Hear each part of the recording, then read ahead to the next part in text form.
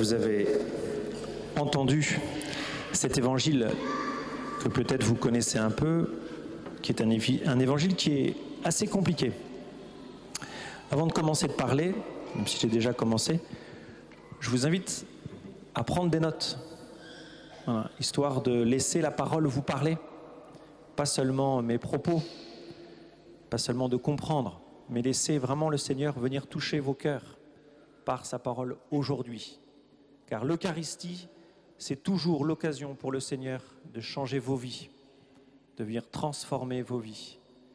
Et il le fait d'abord, par ce que vous entendez. Ce qui prépare vos cœurs à la communion qui va suivre. Comme vous l'avez remarqué, la première lecture est tirée du chapitre 3 de la Genèse, qui est le récit du péché originel, mystérieux, très mystérieux passage, avec cette histoire du serpent et de ce couple. Ce que nous pouvons dire, c'est que nous faisons tous l'expérience du mal. Soit nous le subissons, soit nous le faisons.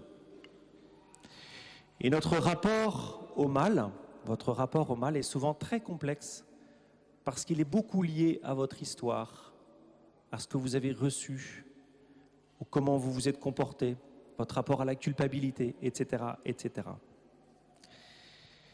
Mais le plus effrayant dans le mal, c'est de ne pas voir le mal. Le plus effrayant dans le mal, c'est de ne pas voir que nous faisons le mal. Un pécheur qui voit le mal qu'il fait, d'une certaine manière, il est déjà en voie de guérison. Le pire, ce ne sont pas les péchés que nous voyons, les péchés que vous voyez, que vous identifiez dans vos vies. Parce que votre conscience vous les rappelle, vous les montre. Le pire, ce sont les péchés que nous ne voyons pas, que vous ne voyez pas. Je ne sais pas si vous avez fait attention, dans ce qu'on appelle la collecte, la première prière que le prêtre fait, la première que j'ai faite, j'ai demandé, et vous avec moi, que le Seigneur nous inspire la justice à faire. Ça veut dire quoi? Ça veut dire que la première action de l'Esprit Saint, c'est d'éclairer nos consciences. C'est de nous donner cette lumière, cette clarté, pour voir le mal, et bien sûr aussi pour voir le bien. Je vais avoir 3 points sur le mal. Première chose que je vais vous rappeler peut-être, c'est que le mal, c'est d'abord une non-écoute. C'est de ne pas écouter. La deuxième chose, c'est que le mal est une désobéissance. Et la troisième chose, c'est que le mal est une division. Le mal est une non-écoute. Le mal est une désobéissance. Et le mal est une division. Première chose, sur la non-écoute, le disciple du Christ, c'est quelqu'un qui décide de suivre le Christ. Et comme dit saint Jean, mes brebis me connaissent et je connais mes brebis écoutent ma voix. Et donc être disciple du Christ, c'est de commencer à se mettre à l'écoute de Jésus. Mais, et c'est le texte d'évangile qui nous le dit aujourd'hui, celui qui est disciple de Jésus, celui qui décide d'écouter Jésus, est d'abord pour Jésus lui-même un frère. Et donc c'est beaucoup plus, vous êtes dans un rapport beaucoup plus intime, beaucoup plus profond que simplement dans un rapport de service. Vous voyez? D'écoute, on va dire, un peu servile, d'esclave. Celui qui fait la volonté de Dieu, et pour faire la volonté de Dieu, il faut l'entendre, celui-là est pour moi un frère, une sœur, une mère. Et j'aimerais, et c'est le point sur lequel je veux insister sur ce premier point, l'écoute du disciple. Ce n'est pas une écoute extérieure. Ce n'est pas l'écoute d'un soldat qui obéit à son supérieur ou d'un serviteur qui écoute son maître sans comprendre, voire sans adhérer à ce que le supérieur lui demande. Ce n'est pas une écoute d'automate. Ce n'est pas une écoute de robot. L'écoute du disciple, elle est fondée et elle ne peut se comprendre que fondée sur l'amitié. Et c'est pourquoi Jésus va dire dans Saint Jean, « Je ne vous appelle plus serviteurs, mais je vous appelle mes amis, car tout ce que j'ai reçu du Père, je vous l'ai fait connaître. » C'est une relation d'amitié. L'obéissance à Dieu ne se comprend que dans une relation d'amitié. Pourquoi est-ce qu'Adam et Ève se sont fait avoir? Parce qu'ils ont vu le commandement que Dieu leur avait donné de manière négative. Et ce faisant, ils sont sortis de l'amitié avec Dieu. Ils n'ont pas compris.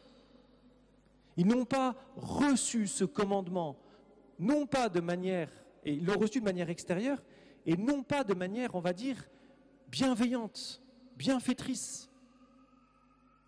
Et sans doute, l'origine du péché d'Adam et Ève, c'est leur non-connaissance amicale de Dieu. Ils ont reçu ce commandement de Dieu comme quelque chose qui leur est imposé de l'extérieur. D'où la peur. Parce que si je suis pas ami de Dieu, eh bien évidemment, je vais mettre en question ce que Dieu me dit. Le remède, c'est l'amitié avec le Seigneur. Le remède, c'est de découvrir combien Dieu est bon avec moi. Ou c'est de redécouvrir combien Dieu m'aime. Et que tout ce qu'il me demande, c'est pour mon bien. Et que lorsque j'obéis, je n'obéis pas de manière extérieure, mais j'obéirai dans une relation d'amitié, de bienveillance l'un vis-à-vis de l'autre. Et ça commence évidemment par la prière, personnelle, régulière. Mon deuxième point, le mal est une désobéissance. Eh bien, oui, parce que si l'homme est effectivement extérieur à cette amitié avec Dieu, il va recevoir ce que Dieu lui dit comme quelque chose de surajouté, d'extérieur, et il va se retrouver dans cette situation de l'esclave, du soldat, du robot, qui doit obéir ou qui ne doit pas obéir. Et vous allez là vivre ce qu'on appelle, d'une certaine manière, le relativisme, c'est-à-dire que je vais relativiser ce que Dieu me dit. Je vais relativiser les commandements de l'Église. Relativiser, ça veut dire que c'est relatif, qu'au fond, je peux faire mon bonheur, que je peux faire mon chemin en dehors de ce chemin balisé par Dieu lui-même. Je vais relativiser. Je prends pas. Et le critère, c'est moi et ma vision du bonheur.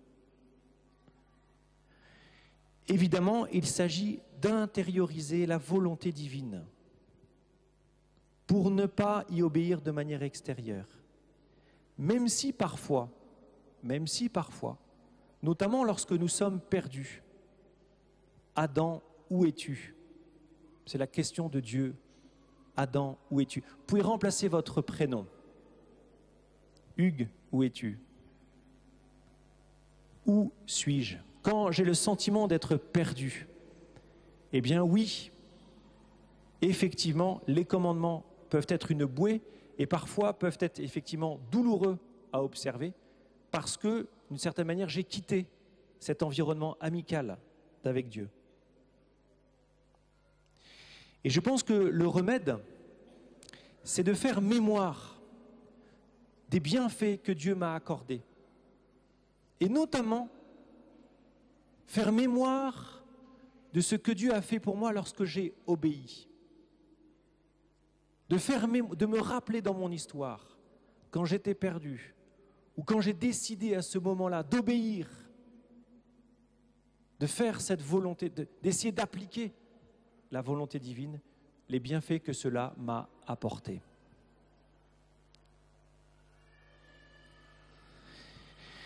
C'est de là que nous pouvons dire que la vieillesse est une bénédiction, parce que plus nous sommes vieux, plus vous êtes âgés, plus vous avez appris de vos expériences et plus vous savez vous diriger. C'est bien là le drame de la jeunesse, c'est que la jeunesse est obligée de faire confiance, d'où les difficultés des jeunes à obéir, ou plutôt parce que l'obéissance est particulièrement difficile pour eux, puisqu'ils reçoivent des conseils, voire des ordres, sans en comprendre toute la portée et tous les bienfaits. Ce qui est différent avec des vieux, entre guillemets, vieux. La vieillesse est une bénédiction. Vous pouvez lire les textes de sagesse de l'Écriture qui ne cessent de dire cela. La vieillesse est une bénédiction. Enfin, troisième point, le mal est une division. Oui, vous savez bien, je le répète, le mal sépare l'homme de Dieu. Je l'ai déjà dit, il fait sortir de cette amitié d'avec Dieu.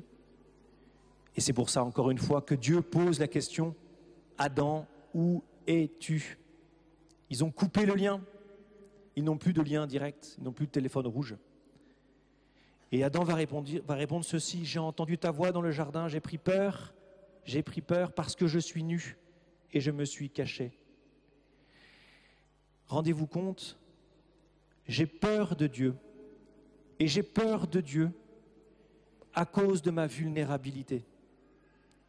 Ma vulnérabilité, ma fragilité est devenue un problème, une source d'angoisse, car j'ai l'impression qu'elle fait de moi une proie pour l'autre et pour Dieu en particulier. Et cette séparation d'avec Dieu, cette découverte de la nudité qui peut poser un problème et qui ne posait aucun problème avant le péché, eh bien elle est aussi entre l'homme et la femme. Juste avant le passage que vous avez entendu, il est dit dans ce chapitre 3 de la Genèse, « Alors leurs yeux à tous deux s'ouvrirent, ils se rendirent compte qu'ils étaient nus. Ils attachèrent les unes aux autres des feuilles de figuier et ils s'en firent des pagnes. » C'est pourquoi Jésus ne cesse de dire « N'ayez pas peur ». Parce que la peur est cause d'inaction, de paralysie et de division. Et la maison de Dieu, elle doit tenir. Ce que dit Jésus à propos de la maison, en disant que si les gens d'une même maison se divisent entre eux, ces gens ne pourront pas tenir. Cela vaut pour le royaume du diable, mais cela vaut et aussi surtout pour l'Église, la famille de Dieu. Et c'est pour cela que le péché contre l'esprit est impardonnable, parce que qu'est-ce qui fait l'unité de l'Église? C'est l'Esprit Saint. Refuser l'Esprit, blasphémer contre l'Esprit, c'est détruire l'Église, en réalité. Le remède, c'est l'humilité plutôt que la violence.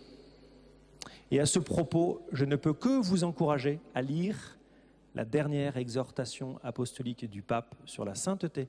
Il y a tout un passage sur l'humilité qui est lumineux.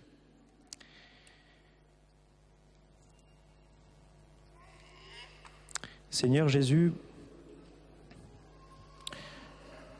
tu as fait de nous des hommes et des femmes appelés à t'écouter dans cette relation d'amitié à laquelle tu nous appelles. Seigneur, nous voulons dire oui à ton amitié. Nous voulons que tu nous guérisses de toutes nos peurs, de toutes nos craintes, et notamment les craintes que nous avons envers toi et envers le Père. Seigneur, donne-nous l'audace de dépasser nos peurs, de naviguer au large. Donne-nous l'audace de nous montrer avec nos vulnérabilités comme nous sommes. Oui, Jésus, transforme-nous, fais de nous tes frères et tes sœurs, capables de plaire à Dieu notre Père et d'annoncer la bonne nouvelle à tous les hommes et toutes les femmes qui nous entourent. Amen.